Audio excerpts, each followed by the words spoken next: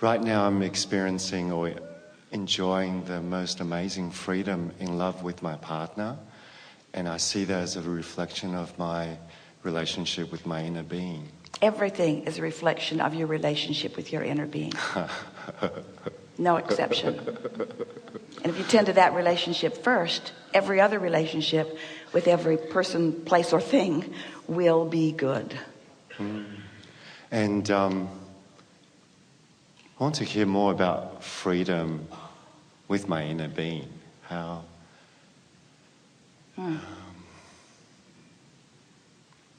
Well, you see, your inner being is the first front of actualized expansion as a result of you.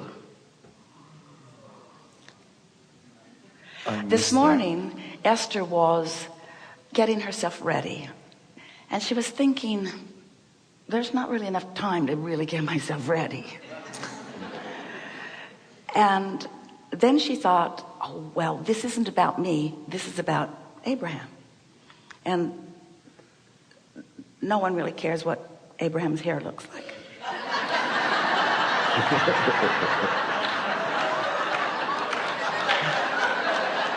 They'll just be brilliant and no one will notice. And we said to Esther, you are the manifested version of Abraham. In other words, she is the actualization of that which is Abraham. And so your question leads into that nicely. In other words, who is your inner being? Well, your inner being is expanding as a result of that which you are about. But then you are the reflection back of that expansion. We're taking this cycle of life to a new place of understanding, aren't we? So you were source energy, you were that inner being, which is really not the easiest thing to describe in your physical terms because it is consciousness. So you are this non-physical consciousness, and a part of that flows into that which is you here in this physical body, where you explore and expand. And that source within you, your inner being, becomes the immediate vibrational equivalent of that expansion. Now, that's all freedom. In other words, you freely came, you wanted to so much. You freely explore and you freely shoot rockets of desire without even realizing that you are doing that. It is a natural consequence of your focus. So, because of your freedom, you're selfish. We have to put selfish in there because we can't talk about freedom without the realization of self. Your selfish perspective, you're able to discern wanted and unwanted. I like that more than that. I like that even more than that. In other words, those preferences are constantly born within you, born from you. And as those rockets of desire or those preferences move into that vibrational vortex that we've been talking about, your inner being becomes that expanded version of you, freely and joyously and appreciatively. So then your work is to find a way to be a vibrational match to that expansion. Even though you have become that, you are at all moments in time free to join it or not, free to experience the resonance of it or free to disallow your resonance of it. But your inner being, who has benefited by your exposure to life, is also free to choose. But your inner being chooses that alignment, because you see, your inner being has an inner being who has an inner being who has an inner being who has an inner being who has an inner being who has an inner being who has an inner being who has an inner being. And all of that is aligned with that well-being that humans scantily and without understanding it hardly at all call God. That energy stream, that consciousness of well-being, that stabilizing influence of all that is. And in any moment, every point of consciousness all along the way has the freedom to choose alignment and resonance with that or not. I didn't realize. Because in every particle of the universe, there is wanted and absence of wanted. And every point of consciousness has the option of choosing. Most points of consciousness are choosing easily.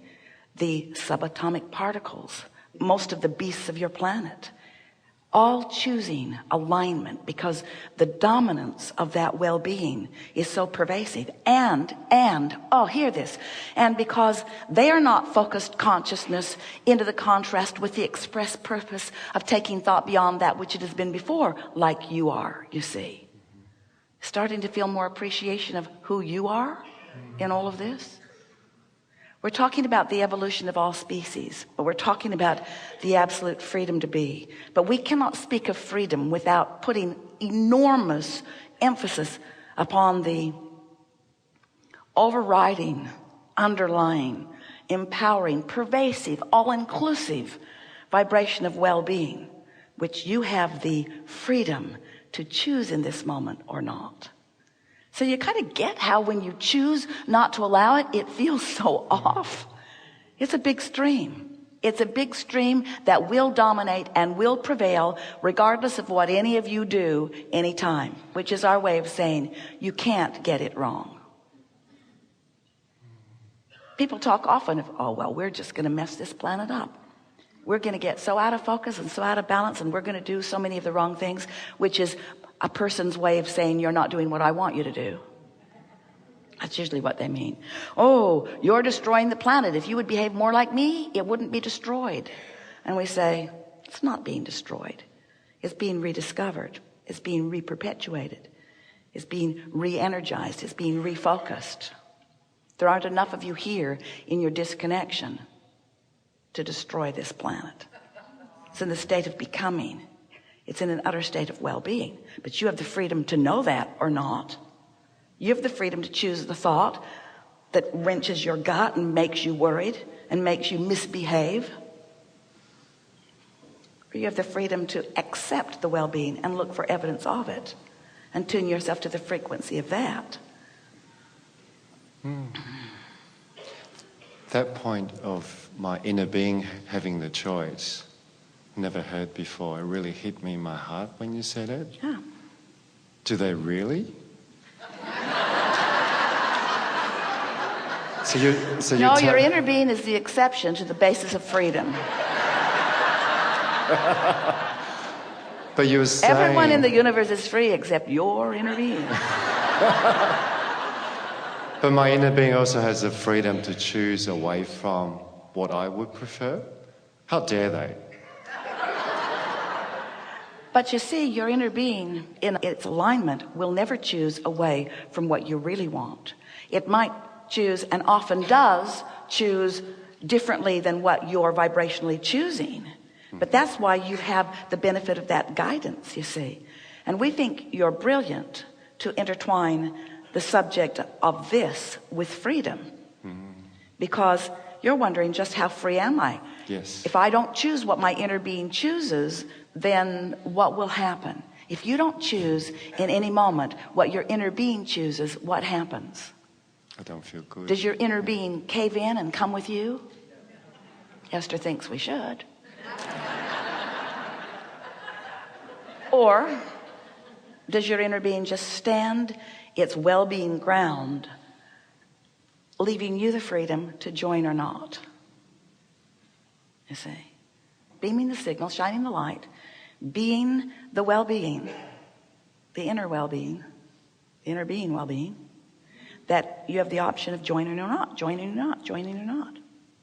Really good conversation. Haven't had this one before.